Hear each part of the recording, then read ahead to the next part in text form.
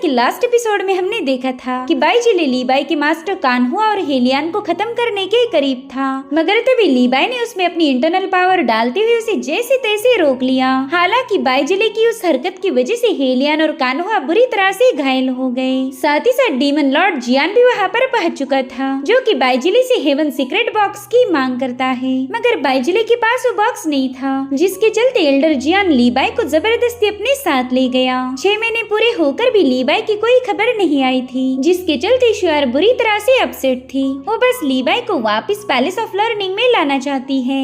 अब आगे तो इस एपिसोड की शुरुआत में हमें शुआनवेई सिटी का सीन दिखाया गया, जहाँ पर स्टोरी टेलर सबको बता रहा था कि मार्शल वर्ल्ड तेजी से बदल रहा है। लोग कई सौ मीलों का सफर तय करके यहाँ वहाँ जा रहे हैं। फिलहाल की हमारी दुनिया किसी 10,000 पन्नों वाली किताब जैसी हो चुकी, जिसमें कई किस्म के लोग खुद को हीरो मानते हुए अपनी कहानी को लीड कर रहे हैं। इस दुनिया के मौसम का कोई भरोसा नहीं, कभी सुहाना है तो कभी डरावना। यहाँ प्यार या नफरत करना हमारे हाथ में नहीं। वहीं पर हम लीबाई को देख पाते हैं, जो डीमन लॉर्ड जियान के साथ ही सारी कहानियां सुन रहा था। वो देखता है कि जियान तो ढेर सारा खाना ठूस रहे, इसलिए वो कहने लगा कि शायद जेल में इन्हें पेट भर के खाना नहीं मिलता होगा, इसलिए तो पूरे होटल का खाना इन्होंने अकेले ही साफ कर दिया। साथ ही उनसे कह रहा था कि मास्टर, अगर अभी भी पेट नहीं भरा तो यहाँ मेरी प्लेट में ढेर सारा खाना पड़ा है, उसे भी साफ कर लीजिए। अब लीबाई दिल ही दिल में सोचने लगा कि पता नहीं किस उल्लू के पट्टे ने झूठी अफवाह फैलाई कि सू फैमिली का हेवन सीक्रेट बॉक्स मेरे कब्जे में है। ये बुढ़ा उसी बॉक्स की वजह से कई महीनों से मुझे अपने साथ लेकर यहाँ वहाँ भटक रहा। मैंने 1000 बार इसे बताया कि वो बॉक्स मेरे पास नहीं है, मगर ये मेरी बातों पर यकीन ही नहीं करता,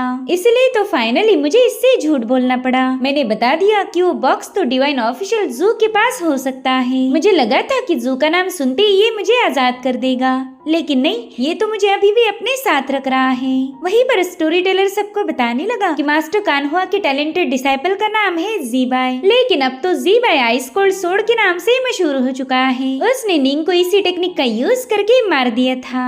अब अपना गलत नाम सुनते ही लीबाई उस स्टोरी टेलर से कह रहा था कि आप तो सब कुछ गलत बता रहे हो। जिसे आप आइस कोल्ड सोर्ड बता रहे, दरअसल वो इमॉर्टल सोर्ड है, और जिसका नाम आप ज़ीबाई ले रहे हो वो असल में लीबाई है। और हाँ, कुछ ही दिनों पहले आपने लीबाई को हैंडसम बोला था, मगर वो सिर्फ हैंडसम ही नहीं बल्कि वो एक जाबाज योद्धा है, इस दुनिया का मसीहा है। इसलिए आप ना आइंदा से लीबाई की तारीफ एकदम प्रॉपर तरीके से कर देना, ताकि इस दुनिया में वो और ज्यादा मशहूर हो जाए। उतने में ही एल्डर जियान उसके मुंह पर अपनी वाइन थ्रो करते हुए कहने लगे कि शायद तुम उस लीबाई के बहुत बड़े वाले फैन हो। अब चुपचाप से चलो यहाँ से, मैं तुम्हारा मास्टर हूँ, लेकिन मेरी तारीफें छोड़कर तुम उस लीबाई के गुन गाते रहते हो। जिसके बाद ये लोग फटाफट से होटल से बाहर आ गए। दरअसल एल्डर जियान नहीं चाहते थे कि लीबाई की पहचान एक्सपोज हो जाए। अगर ऐसा हुआ तो ग्रेट फैमिलीज लीबाई के पीछे पड़ जाएगी। वो लीबाई को सेफ रखना चाहते थे, मगर लीबाई तो हर बार उन्हें चुना लगाया करता। इस बार भी वो चुपके से गली में चला जाता है। उसे पता था कि यही कहीं आसपास बटरफ्लाई सील स्टेशन होगा। वो कहता है कि मुझे बस वहाँ पर एक मैसेज भेजना है ताकि मेरे दोस्त मुझे ढूंढने के लिए आ जाए। हालांकि एल्डर जियान को पता चल गया था कि दोबारा से भागने की फिराक में है। यहाँ पर लीबाई सोच रहा था कि वो कहाँ पर अपना मैसेज लिखे जो कि शुआर तक आसानी से पहुँच जाए। साथ ही एल्डर जियान को इसके बारे में पता नहीं लगना चाहिए था। इधर एल्डर जियान लीबाई के पीछे आ जाते हैं, तो लीबाई जानबूझकर सुसु करने का नाटक करने लगा। एल्डर जियान उससे कहते, अरे वाह बच्ची, इस बार तो तुमने यहाँ से भागने की जरा भी कोशिश नहीं की। तो लीबाई कहते, सीनियर, कल रात में काफी देर तक सोचता रहा। आपने बताया था कि आप मेरे फादर के बड़े भाई हो, तो उस हिसाब से आप मेरे अंकल हो गए, यानी कि मेरी चाचा होने की वजह से आप मुझे हर्ट नहीं करने वाले। हालांकि एल्डर जियान को उसकी फेंकी हुई बातों पर जरा भी यकीन नहीं हो रहा था। लीबाई उनसे कहता है कि मेरे मास्टर कान्हुआ को बचाने की खातिर मैंने अपनी सारी इंटरनल पावर बाइजिली को एब्जॉर्ब करने दी। अब तो मैं बेसिकली एक यूजलेस पर्सन बन चुका हूँ, मेरे पास कोई पावर ही नहीं बची। और अगर सच बताओ तो मैं कोई बहादुर नहीं हूँ, मौत के नाम से ही मेरी रूह कांप जाती है। इसलिए मैंने सोचा क्यों ना अपने प्यारे अंकल की हर एक बात को फॉलो किया जाए, यही मेरे लिए फायदे की डील होगी। इधर एल्डर जियान उस पूरे एरिया को चेक करने लगे थे। उन्हें शक था कि कहीं लीबाई ने यहाँ पर कोई संदेशा तो नहीं लिखा होगा। भले वहाँ उन्हें कोई क्लू नहीं मिला, लेकिन वो लीबाई को लेकर जरा भी श्योर नहीं थे, इसलिए उन्होंने अपनी पावर्स का शो ऑफ करते हुए इस पूरी एरिया को जला दिया, ताकि वहाँ अगर कोई मैसेज भी लिखा हो तो उनकी एनर्जी से मिट जाए। जो देखते ही बेचारा लीबाई काफी ज्यादा पैनिक हो गया। मास्टर जियान कहते, बच्चे, आइंदा से न भागने की कोशिश करना और न ही झूठ बोलना। जब तक मैं तुम्हें मेरे साथ रखूंगा तब तक तुम सेफ रहोगे। अब सीन शिफ्ट होकर हम शुआर को देख पाते हैं जो कि बटरफ्लाई ब्रिज बिल्डिंग के पास पहुंच चुकी थी। वो वहाँ डिसाइपल से पूछने लगी कि क्या आपके पास लीबाई की कोई खबर है, प्लीज अगर कोई मैसेज हो तो मुझे बता दीजिए। जिस पर वो लोग कह रहे थे कि रूल्स के अकॉर्डिंग बटरफ्लाई सील्स के मैसेज हम डायरेक्टली डिसाइपल को नहीं बताते, आपको कुछ भी बताने से पहले हमें अपने सीनियर से बात करनी होगी। तो शुआर तुरंत ही उनसे माफी मांगने लगी। वो कह रही थी कि मैं इतनी ज्यादा परेशान हूँ कि आप लोगों को गलती से रूल ब्रेक करने के लिए बोल दिया, प्लीज मुझे माफ कर दीजिए। और उतने में वहाँ पर बटरफ्लाई ब्रिज का मास्टर लियोकिन पहुँच गया। वो शुआर से कह रहा था कि जूनियर प्लीज सॉरी मत बोलो, मैं तुम्हारी सिचुएशन को अच्छे से समझ सकता हूँ। साथ ही वो अपने जूनियर से कहने लगा कि अगर तुम्हारे पास लीबाई की कोई भी खबर हो तो तुम शुआर के सामने बता सकते हो। तो वो लोग कहते लकीली हमारे पास एक लीबाई का मैसेज है। जो सुनते ही शुआर तुरंत ही उस बंदे के पास चली गई। वो काफी ज्यादा एक्साइटेड होकर उस बंदे से पूछने लगी कि बताओ ना लीबाई का क्या मैसेज है। तो डिसाइपल उसे बता रहा था कि शुआनवी सिटी में हमारे बटरफ्लाई सील का एक ऑफिस है, वहाँ किसी ने पेपर का बॉल फेंका हुआ था और उसके अंदर बस एक ही लेटर लिखा गया है जिसका मतलब है इवनिंग। तो शुआर तुरंत ही उस पेपर को चेक करती है। वो कह रही थी कि मैंने लीबाई की हैंडराइटिंग पहले भी देखी हुई है और ये उससे पूरी तरह से मैच हो रही। वहीं पर लियोकिन कह रहा था कि लीबाई को हमारे ब्रिज बिल्डिंग के फंक्शन के बारे में सब कुछ पता है, इनफैक्ट वो हमारे कई सारे सीक्रेट लोकेशन भी जानता है। तो मुझे उम्मीद है कि आगे भी वो हमें सीक्रेटली मैसेज भेजता रहेगा। तभी शुआर लियोकिन से रिक्वेस्ट करने लगी कि सीनियर क्या आप इस खबर को बस कुछ वक्त के लिए सीक्रेट रख सकते हो। जो सुनते ही लियोकिन समझ गए कि शुआर लीबाई को ढूंढने जाना चाहती है, मगर उन्हें शुआर का ये आइडिया जरा भी पसंद नहीं आया। वो कह रही थी कि अकेले शुआनवी सिटी में जाना खतरनाक साबित होगा। जिस पर शुआर बता रही थी कि मेरे फादर और अंकल हेलियन अभी भी पूरी तरह से हील नहीं हुए, इसलिए वो तो लीबाई को ढूंढने नहीं जा सकते। साथ ही फिलहाल मार्शल वर्ल्ड में केओस मचा हुआ है, इसलिए मैं अपने दोस्तों को भी अपने साथ नहीं ले जा सकती। उनका पैलेस ऑफ लर्निंग में रुकना ही सही रहेगा ताकि वो पैलेस को प्रोटेक्ट कर पाए। इसलिए अब लीबाई को ढूंढने का मैटर मुझे ही हैंडल करना होगा। तो लियोकिन उसे बताते हैं कि पैलेस के रूल्स के अकॉर्डिंग बटरफ्लाई ब्रिज में आए हुए पैगाम बस हम एक दिन के लिए सीक्रेट रख सकते हैं, अगले दिन वो एल्डर्स के सामने रिवील करने पड़ते हैं। इसलिए मैं लीबाई के मैसेज को बस एक ही दिन सीक्रेट रख सकता हूँ। जो सुनते ही शुआर तुरंत ही वहाँ से रवाना हो गई। वहीं दूसरी तरफ मास्टर जियान कल्टीवेट करने में बिजी थे और लीबाई को बोर होने लगा। वो आलस देते हुए कह रहा था कि मुझे तो यहाँ पर बस नींद आती है और उतने में मास्टर जियान कल्टीवेशन से बाहर आ गए। वो कह रही थी कि मैंने कई साल प्रिजन में गुजार दिए, वहाँ रुककर तो मेरी पावर्स पूरी तरह से डल हो चुकी है। अब मुझे जल्दी से इसे ठीक करना होगा, वरना तो पावरफुल लोगों के सामने मेरी इज्जत की धज्जियां उड़ जाएगी। साथ ही मुझे ऐसा लग रहा है कि तुम जानबूझकर मुझे शुआनवी सिटी लेके आ गए, कहीं तुम मेरे साथ कोई ट्रिक्स तो नहीं खेल रहे। जो सुनते ही लीबाई कह रहा था अंकल मेरी भोली सी सूरत देख के आपको लगता है कि मैं आपके साथ चालाकी करूंगा। जिसके बाद तुरंत ही एल्डर जियान के पास जाकर उन्हें मसाज देते हुए बताने लगा कि अगर ग्रेट फैमिलीज ने यहाँ पर हीरोज की असेंबली ऑर्गेनाइज की है तो डिवाइन ऑफिशियल जू यहाँ पर जरूर आएगा। अब आप ही बताओ क्या आपको लगता है मैं इतना स्मार्ट हूँ कि खुद ही इस असेंबली को ऑर्गेनाइज करूंगा। जिस पर एल्डर जियान कहते नहीं स्मार्ट तो तुम बिल्कुल नहीं, लेकिन मुझे ऐसा लग रहा है कि तुम मेरे साथ कोई गेम खेल रहे हो। तो लीबाई उन्हें बड़े ही प्यार से बताने लगा कि ना ही मैंने ऐसा कुछ किया है और ना ही कभी करूंगा। तभी एल्डर जियान कहते हैं कि जहाँ तक मुझे पता है तुम्हारे फादर सुहान और उस डिवाइन ऑफिशियल जू में कोई दोस्ती नहीं थी। इनफैक्ट मैंने तो कभी उन्हें नॉर्मली बात करते हुए भी नहीं देखा। तो बताओ तुम्हारा फादर वो सीक्रेट बॉक्स जू के हवाले क्यों करेगा। तो लीबाई कहता है सीनियर दरअसल मेरे फादर ने डिवाइन ऑफिशियल जू को उस बॉक्स को संभालने की जिम्मेदारी दी थी। डिवाइन जू को पता होगा कि उस हेवनली बॉक्स पर बाइजिले की भी नजरें हैं, इसलिए उन्होंने उस बॉक्स की जगह पर नकली बॉक्स रख दिया। अब आप ही बताओ अगर ओरिजिनल बॉक्स की जगह पर नकली बॉक्स रखा गया तो असली वाला बॉक्स कहाँ गया। ऑफ कोर्स वो बॉक्स जू के ही पास होगा, इसमें तो कोई शक ही नहीं। लेकिन आपको तो मेरी बातों पर यकीन ही नहीं होता, इसलिए अब मैं भी बेवजह आपको एक्सप्लेनेशन नहीं देने वाला। यहाँ पर लीबाई जानबूझकर मायूस होने का नाटक कर रहा था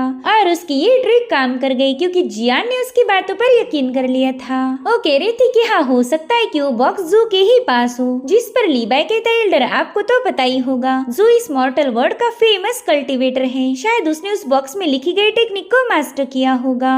जिस पर एल्डर जियान कहते हैं कि उस टेक्निक को हेवन कंडेंसेशन कहा जाता है जो कि नॉर्थ कूल उनसे ओरिजिनेट हुई थी। जब भी कोई इस टेक्निक का यूज करेगा तब काफी स्ट्रॉन्ग आइस एनर्जी रिलीज होगी। इनफैक्ट ये टेक्निक इतनी ज्यादा खतरनाक है कि हेवन एंड अर्थ को पूरी तरह से फ्रीज कर दे। कुछ सालों पहले मैंने तुम्हारे फादर को इस टेक्निक का यूज करते हुए देख लिया था। ये सुनकर लीवाई भी थोड़ा सा सरप्राइज हो जाता है। वो कह रहा था मेरा अंदाजा बिल्कुल सही है, शायद मेरे फादर और डिवाइन ऑफिशियल जू काफी अच्छे दोस्त होंगे, इसलिए तो मेरे फादर ने हेवन कंडेंसेशन जैसी पावरफुल टेक्निक उस बंदे के हवाले कर दी। वेल यही टेक्निक मैंने भी मास्टर की है, जिस पर एल्डर कहते बच्चे तुम जिस हेवन कंडेंसेशन टेक्निक की बात कर रहे हो वो तो बस बिगनर लेवल की मार्शल आर्ट है।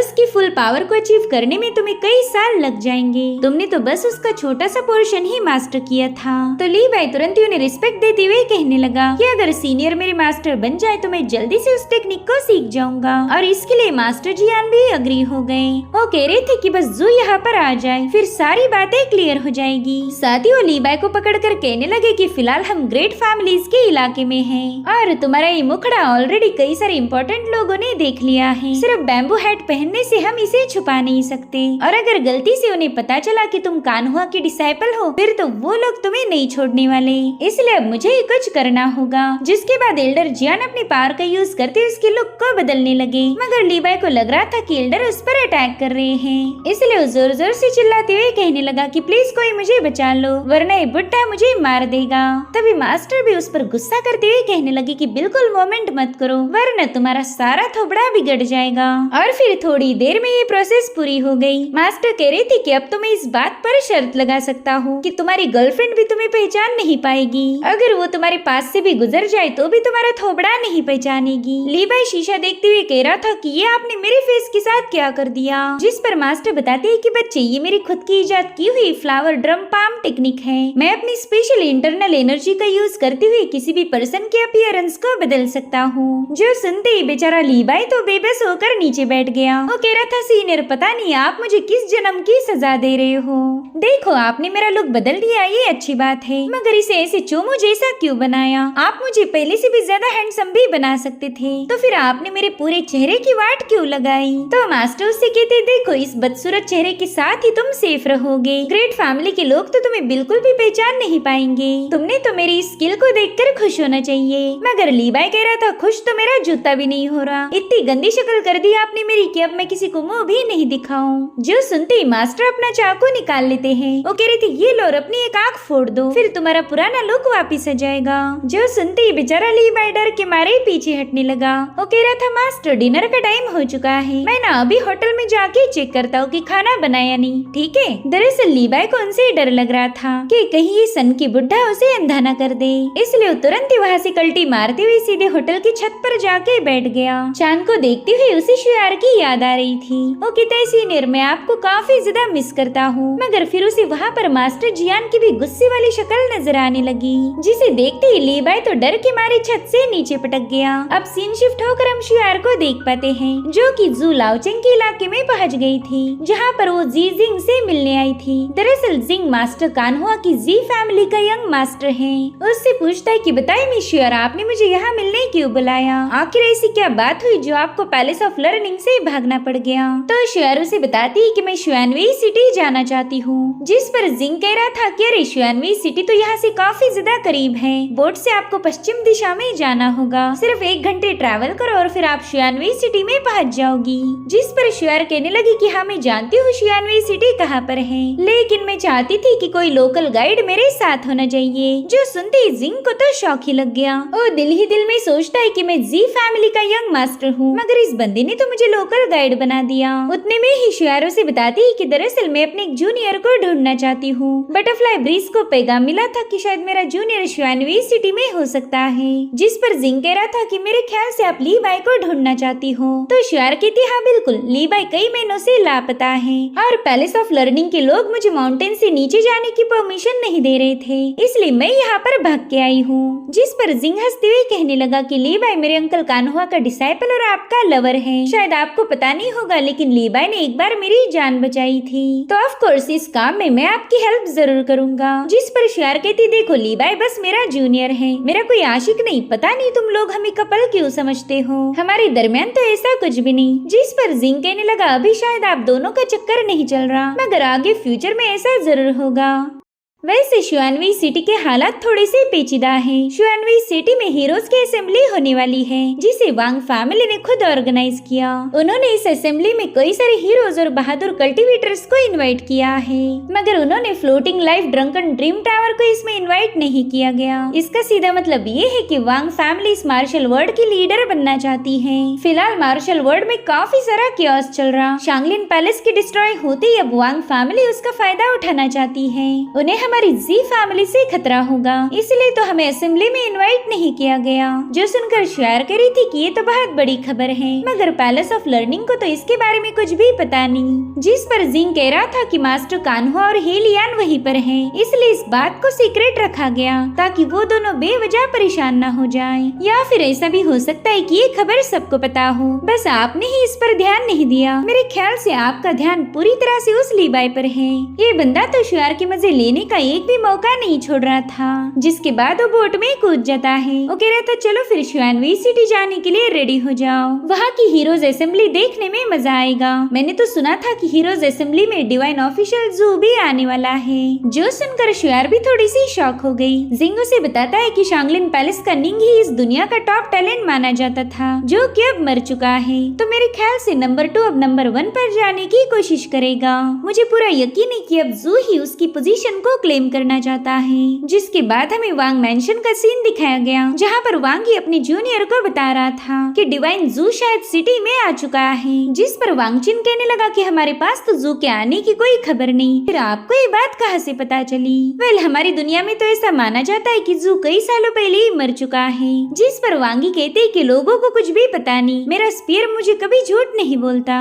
उसी ने मुझे बताया कि एक बहुत बड़ा खतरा सिटी में आ चुका है, इसलिए तो मेरा स्पीयर किलिंग इंटेंट को रिलीज किए जा रहा। इसका बस एक ही मतलब हो सकता कि जू सिटी में पहुंच चुका। इस दुनिया में बहुत ही कम लोग ऐसे हैं जो मेरे स्पीयर को थ्रेटन करने की ताकत रखते, जिनमें से एक है जू और दूसरा है बाइजिले। तो वांगचिन कहते हैं सीनियर आप बिल्कुल फिक्र मत कीजिए, मैं जल्दी से इसे इन्वेस्टिगेट करता हूँ। और इसी के साथ एपिसोड यहीं पर एंड हो जाता है। Thank you so much for watching. Bye bye, take care.